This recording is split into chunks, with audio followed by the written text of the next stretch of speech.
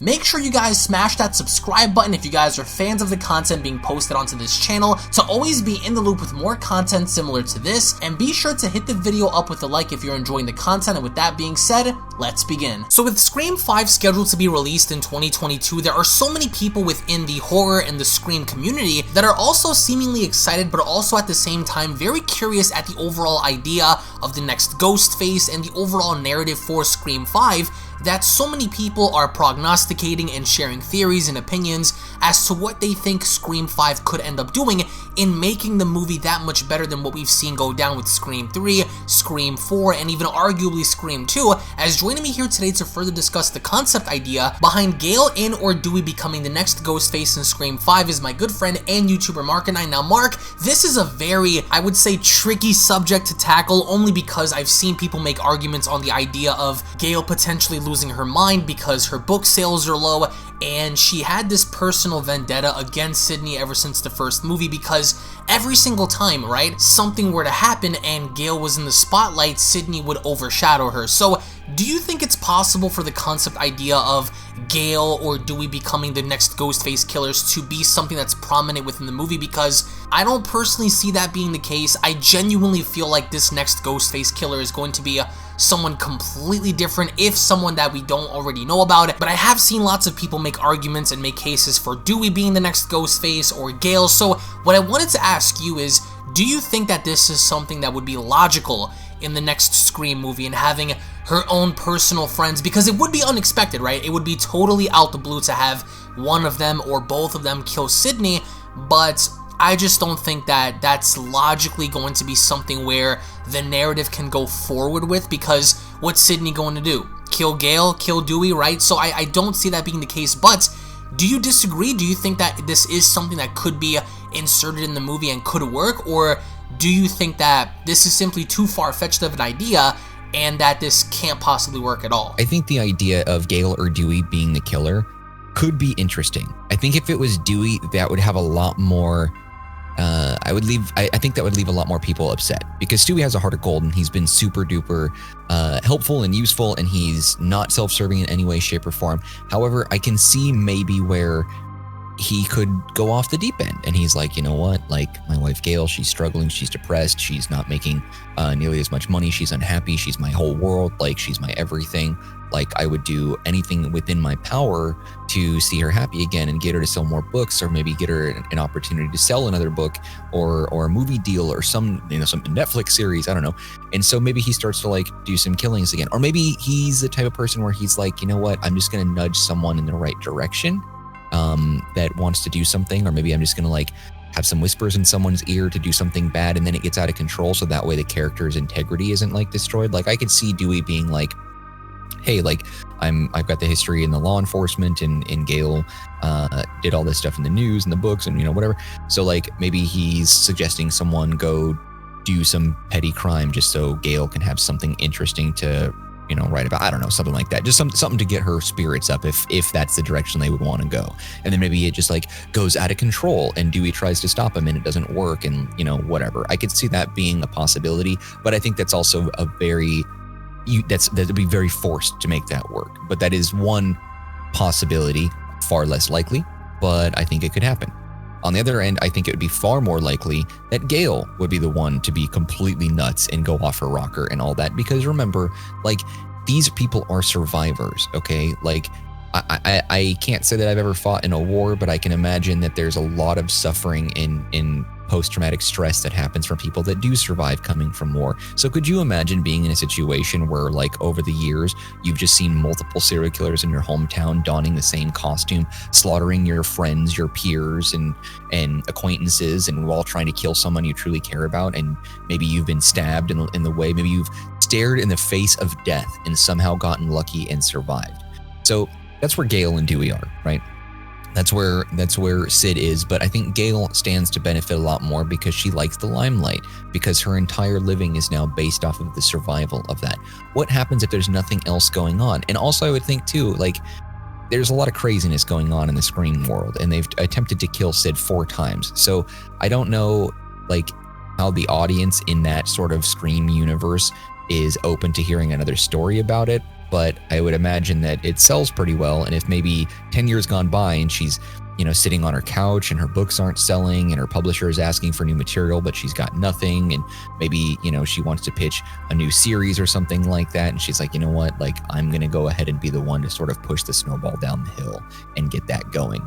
So I think that Gale would be the type of person I could see where they could twist her and be that she's mentally broken and that she's just been bitten by the infectious monster of fame, and that has impacted her. I can see that being far more likely than Dewey. But remember, these are characters that we've grown to love over the past 4 movies. And so I also think about like people that want to go back and revisit these movies. There's a lot of opportunity for plot holes and other issues when you do something like that. Like, I think it sucks when you have a franchise of movies that sets you up with loving a character that's super great and super good, and each movie ends with this person like being selfless and helpful and great, and then they're like, okay, like we don't know what else to do, so we're just going to take this lovable character and turn them into a crazy psychopath murderer. Like, I don't think that works that well all that often. They could do it, but I think that's open for intrigue in my mind, but I don't think that that's not my first choice. That's not what I would want to see. Could they do it? Yes. Would it be interesting? Possibly. Would it be good? I don't know. I think you'd have a very divided fan base in that regard. But again, you could get a masterpiece of a writer in there. I don't know who, but you could get someone and they could make it work and we could all be impressed. But I think there's a lot of people that really love Dewey and or Gale, and to ruin one of those characters by having them be the killer would feel a little bit contrived. And I don't know if I would really want to see that in the end. I'd be curious to see what ideas smarter people than me could pitch, but I don't know if that's ultimately what I want to see make to the final product that is Scream 5, in my opinion. Although I will say anything is possible, what about the chances of there being someone that has no relation to her, right? Because I think Scream could work. Like you said before on previous videos, the idea of someone just being after you, right? For whatever reason that may be, we had other people, solidify their reasonings as to why they wanted Sidney dead. But do you think someone that has no connection, has no real reasoning to hunt her down would make sense, right? Just someone who wants fame. Because if you look at Scream 4, it was her cousin, she wanted fame, she thought that she was always overshadowed in the family. Then you had previous instances with, Billy's mom, and you had Billy and Stu, you had, her half-brother. So do you think the idea could work if it were somebody random? Or would you say that it's best to kind of go with the idea of someone that she knows, but you don't really know who it is, or the signs really aren't there until the very end? I don't like when they do that, when it's like super duper random with no connection. I don't like that. Because part of me, when I'm watching the movie for the first time, is I want to look at it and be like, okay, like, I want to figure this out. Like, what sort of clues can I pick up from everything that's being left around, like, in the scenes? What can I piece together for myself? Like, I want to be a sleuth and figure it out before the characters, like the main characters, do. And then upon second viewing, if after I know who the killer is in a movie, I want to be like, okay, like, what signs are there that this person is the crazy psycho who's doing all this? Like, that's just me. I don't know if everybody else is like that. I can't speak for anyone else. Maybe that's what I like. What I really, really dislike is when you can't figure it out and it's just random. There's nothing satisfying with that. Like, I don't know. It's kind of like, I feel like if you're in the mood for like a really specific type of apple and you get that apple and you're like, you know what, I'm in the mood for a sweet apple. I'm going to bite into this. And all of a sudden, like, there's just no flavor. Like, I feel like that's just a very wah like feeling. And I don't like that at all. I think I've always felt passionately, and again, this is just my minority of an opinion, is that when movies do that, when it's like a whodunit situation and it's a complete random thing that you never could have figured out from an audience perspective, I feel like that's only done because it makes it easier on the writers, and that just comes across to me lazy. Like, there are examples, of course, where it's a complete masterpiece and it's perfect and everything makes sense and whatever, but most of the time, I feel like it's not that. And so I don't want Scream to do that. And I think after 10 years of waiting between 4 and 5, they got to give us something meaty. It's got to be something crazy. It's got to make our heads spin. Otherwise, why do it? Like, are you just worried that you're going to lose the IP for some reason because your contractual obligations say you have to make at least one movie within X amount of years? I mean, 10 years is a really long time. But I think it's also because this is a franchise that you have to be careful not to keep repeating the same thing over and over and over again. Now, on one side of that, you could be like, okay, we've had 10 years. We could repeat the same thing because it's been so long that people won't mind that we're copying and pasting some elements from the previous 4 films. That's definitely something that has probably crossed their minds, or even been on a physical printed sheet of paper that's been on the desks and tables of people in the writing room. I guarantee it. But I also think that if you're going to wait 10 years to come back, you want to do something that makes people want more. Because I figure, you know what, you're going to have the Scream trilogy, which were all sort of closer-ish together. And then you waited a long time, and then you did Scream 4, which was different. I'm not a huge fan of the whole family, surprise. I think I'm just not a fan of that. I don't think that Scream 4's killer was that big of a deal. I understood it, and I was indifferent. And that's not what I like to feel when I see a movie like that. Because despite the fact that Scream as a franchise is a horror slasher gory film, it's also a thriller with a lot of suspense, and it has elements in that I really, really like, which is why I prefer Scream as a franchise more than your Jasons and your Freddys and your Michaels. Again, it's just me. But I don't want them just to be like, oh, surprise, it's someone you've never seen before. Surprise, it's a family member that she's never been in touch with, who's never sent a postcard, an email, or liked a tweet, or poked on Facebook. It's just some random thing. I just don't see that. And I also feel like if we're 10 years later, the movie's going to come out within the Scream universe within 2020 or 2021 as well. So their years sort of align with ours upon release, right? So technology has advanced enough to where if Sidney really wanted to find out if she had any extra family, she could do 23andMe and easily figure it out, or find her lineage and go from there. If she was really curious about all that stuff, she could easily go on Facebook and type her name and get all the results. There's so many ways to figure out who she's related to. So it'd be hard for me to buy into, from an audience perspective, that there is someone that she doesn't know that is related to her that she couldn't figure out on her own. So I don't know. I don't see that being a good choice. I think it has to be someone close to her, and that doesn't mean that it has to be someone like Gale or Dewey.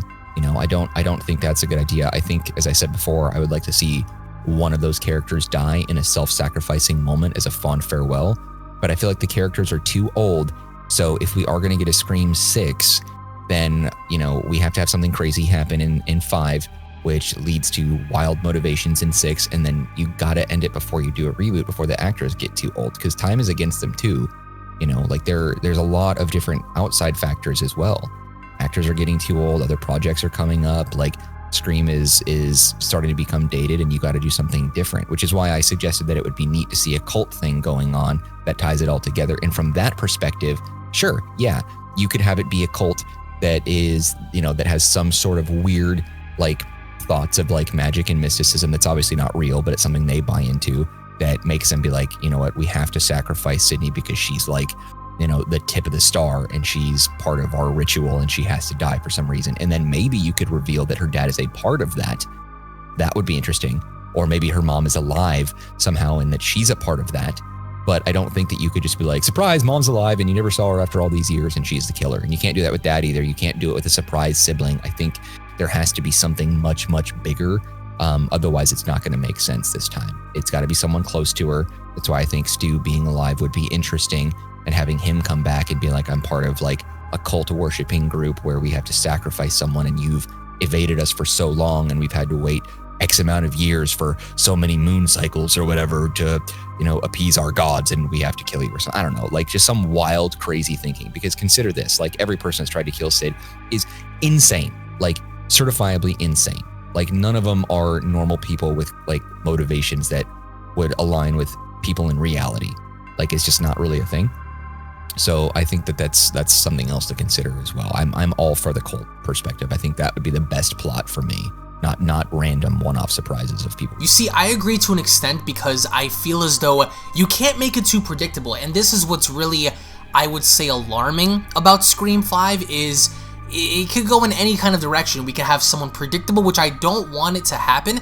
But at the same time, if it's just someone totally random with no motive, no clear-cut motive, or, history behind knowing her, then what's the point, right? So in the comment section below, would Gale or Dewey work? Would it be better to have someone random? Would it be better to have a friend that we kind of know but yet haven't seen in quite some time be the killer? Could it be Kirby? anything is possible. So again, let us know your thoughts in the comment section below. Thank you all so much for watching. If of course you guys are new to the channel, then I do encourage you guys to smash that subscribe button and give this video a big fat thumbs up by slapping that like button down below. Also, follow Marker9's channel. I will leave his link located down below as well. Thank you all so much for your time, and we'll check you all down in the comment section below. Have a great day, everybody, and take care. Peace.